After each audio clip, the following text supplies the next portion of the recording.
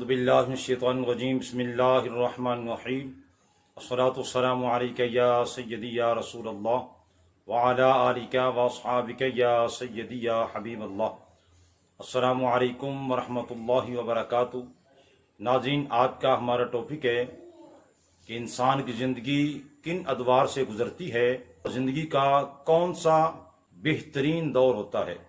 تو ناظرین، آج انشاءاللہ تعالی ہم قرآن کریم فرقان حمید سورہ یاسین اس کی آیت کریمہ نمبر 68 جو ہے اس کے تحت ہم یہ چیز معلوم کریں گے کہ انسان کس کس دور سے وہ گزرتا ہے اور زندگی کا بہترین دور کون سا ہوتا ہے۔ تو ناظرین، ویسے تو ہم یہی جانتے ہیں اکثر طور پر کہ انسان کی زندگی کے 3 دور ہیں، بچپن ہے، جوانی ہے اور بڑھاپا ہے۔ لیکن بچپن کے اندر بھی بہت سے ادوار ہوتے ہیں، جوانی میں بھی ہیں اور بڑھاپے کے اندر بھی ہیں، اور عمر کا کون سا حصہ جو ہے وہ بیکار حصہ کہلاتا ہے اور کون سا حصہ بہترین حصہ کہلاتا ہے۔ تو آئیے ہم اس ٹاپک کی تفصیل ہم جانتے ہیں اس آیت کے تحت۔ آیت کریمہ کون سی ہے؟ بسم اللہ الرحمن الرحیم وَمَن نُعَمِّرْهُ نُنَكِّسُ فِي الْخَلْقِ فَلَا يَعْقِلُونَ۔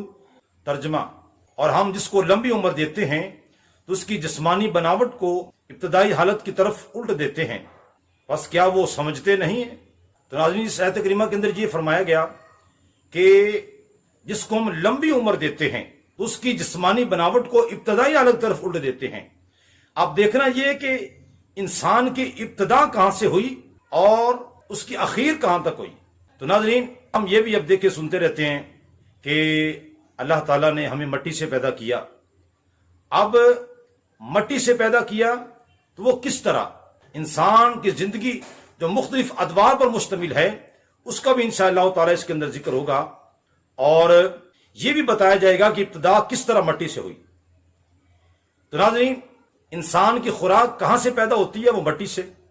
وہ دانہ جو مٹی کے اندر کاشت کیا گیا وہ مٹی ہو گیا، پھر رب ذوالجلال اسی مٹی کو پھر وہ غذا میں چینج کر دیتا ہے، اور غذا جو ہے وہ انسان استعمال کرتا ہے، اور اس غذا سے پھر خون بنتا ہے، اس خون سے پھر نطفہ بنتا ہے، پھر وہ نطفہ جو ہے جب رحم کے اندر منتقل ہوتا ہے تو پھر وہ جمع ہوا خون بنتا ہے، پھر گوشت کی بوٹی بنتی ہے، پھر اس پر ہڈیاں پہنا دی جاتی ہیں، پھر اس کے اندر روح ڈال دی جاتی ہے۔ اب بچہ جب ماں کے پیٹ کے اندر مکمل ہو جاتا ہے تو اسے جنین کہتے ہیں، جب اس کی ولادت ہوتی ہے تو اسے ولید کہتے ہیں، اور جب دودھ پینے لگتا ہے تو اسے رضیع کہتے ہیں، ٹھوس غذا کھانے لگے تو اس کو فطیم کہتے ہیں، جب کھیلنے کودنے کی عمر کو پہنچے اسے صبی کہتے ہیں، آنکھوں کو بہانے لگے تو اس کو غلام کہتے ہیں، چہرے پر سبزہ اگنے لگے یعنی جب بال آنے لگیں تو اسے مراحق کہتے ہیں،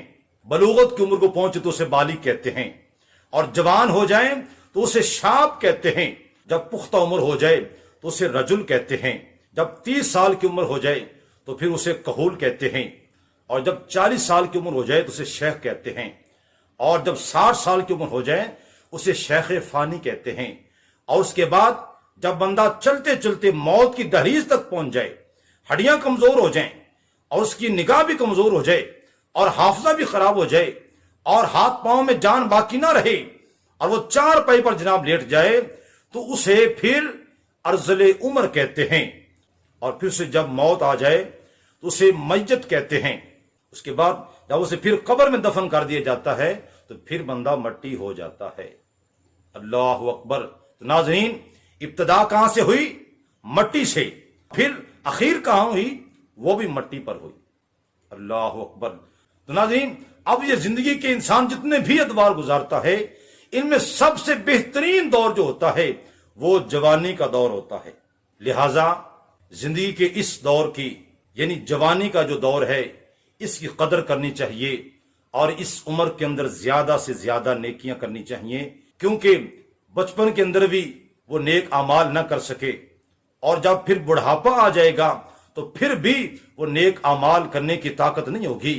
لہذا یہ جتنا عرصہ قوت اور طاقت کا ہے، یہ جوانی کا ہے، تو خدا کے لیے اس پر غور کریں اور اللہ کی زیادہ سے زیادہ عبادت کر لیں، زیادہ سے زیادہ نیک اعمال کر لیں۔ یہی دنیا اور آخرت دونوں جہانوں میں کام آنے والی چیزیں ہیں۔ اللہ تعالی ہم سب کو عمل کرنے کی توفیق عطا فرمائے. آمین ثم آمین. واخر دعوانا الحمدللہ رب العالمین.